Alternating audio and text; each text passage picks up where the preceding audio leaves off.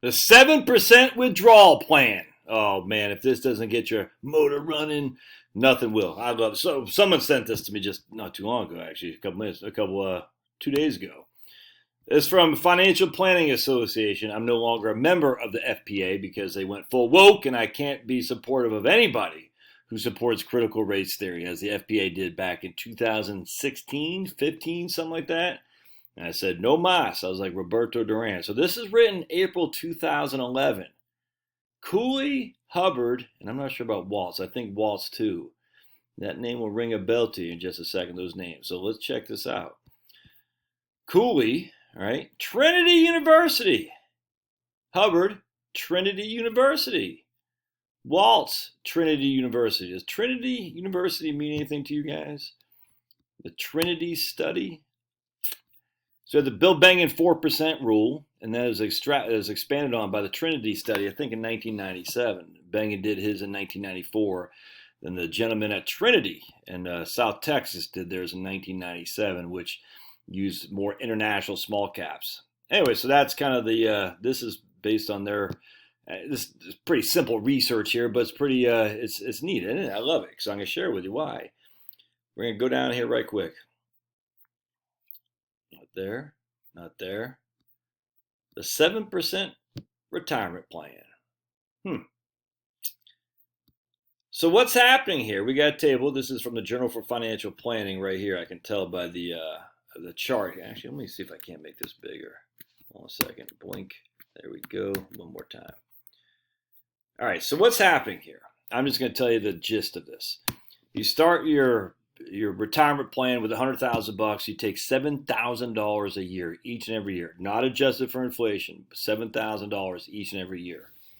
All right, and we're going to have how much stocks? Well, we're going to have a portfolio of between 50 stocks and 75% stocks. We can even go down 25% stocks if we want. So we're going to use these three things right here, 25, 50, and 75% stocks. And the rest in corporate bonds. I think it was corporate bonds. It doesn't matter. I mean, it matters a little bit, not that much. I'll put a link to the show notes for you to read this yourself. All right, and now we're going to go back from 1926 to 2009. 2009. The bear market bottomed out March 9th of 2009. This is literally at the very end of one of the worst decades we've ever had in the markets. And how many people have robbed themselves of retirement by just following the 4% rule? Check this out. So you can see we have a 50-50 portfolio of stocks to bonds, 25 years. We ran out of money. Well, we had money left 95% of the times. That's 7%. 95% of the times, my friends. That's for 25 years. For 30 years, we had money left 85% of the times. I'm trying to get people at a 75% probability of success. So right here, we had 75% stocks, 25% bonds. We had money left 78% of the times in 25 years with an 8% portfolio reduction, 8% portfolio distribution. 9%, 75-25, we had 74% of the time we had money left with a 20-year time frame, 75 stocks, 25 bonds. So 30 years right here, 85% of the time at 7% annual distributions, we had money left. 15% we ran out. 85% of the time we had money. That's for 30 years, which are not likely to live that long, and a 7% fixed. We're going to go down to table 3, how much money you had left. Well, table 3, what do we have? We had more than what we started with. Every single time at 7%, as long as you had 50% or more and you had money left over, you had more than what you started with. Well, I guess that's the median value. Yeah, pretty well. I say every single time. I can't say it. Median was 1.19 million. So more than 50% of the time, you had more than what you started with. For 30 years, it's taking out 7% a year with 50% stocks. Not too shabby. 75% stocks, you had almost 4 times what you started with. So that means you didn't spend enough, man.